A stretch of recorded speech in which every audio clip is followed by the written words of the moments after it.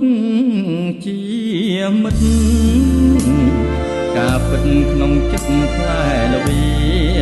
បត់បំពេញចង់បានខ្លួនជាមនុស្សតែចិត្តជាសត្វទេរឆានលោកលួចឈ្លានពានជាតិចោលសាមានចិញ្ចឹមមហិច្ឆតា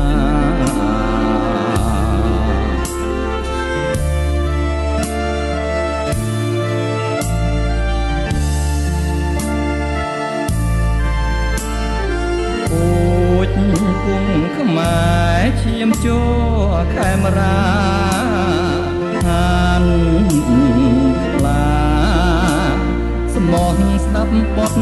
បញ្ជាដាច់ញ៉ាការពីបរណង្ភាពទីដែនបរិយទួងជាត្រូវខ្សិនខ្សៃក៏មិនស្ដាយឡើយណា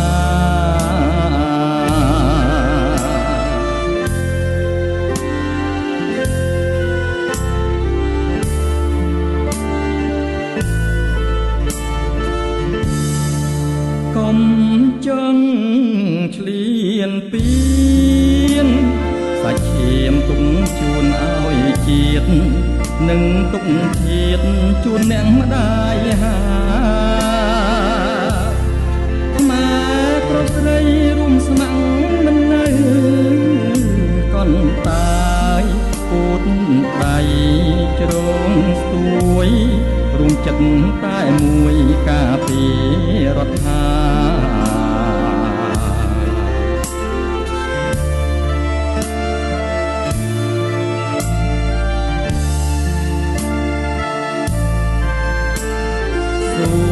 បដូរដាច់ការពីខេមរាចោរឬស្យាវងវែងប្រវត្តិសាស្ត្របានឃើញច្បាស់នឹងភ្នែកច្បាស់ក្រឡែតល្បិចកលពុតស្បត់សំរុកយកស្រស់ស្រស់អ្នកណាអត់ទ្រាំបាន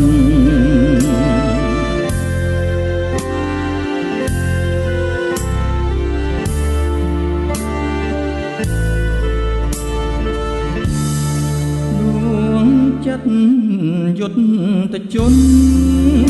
អត់ទន់ក្រោមថ្ងៃភ្លុំភ្លៀង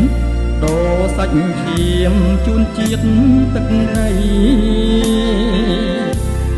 វាយដេញខ្មាំងចំរៃចោអននេរថៃចិត្តខ្មៅអាប់ព្រៃនរងអវជ័យ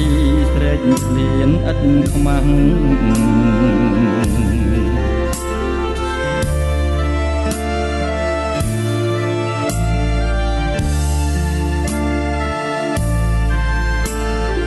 ម៉ែតូចបិទតែបាញ់ដងធំពូជអ្នកលះបងអែតឆ្អន់នឹងសង្គ្រាមមិនដែលខ្លាចគុំរៀមអុចរុករៀនទន្ទ្រានបនលំតែកុំមកបងខំអំណត់ទ្រាំមានព្រំដា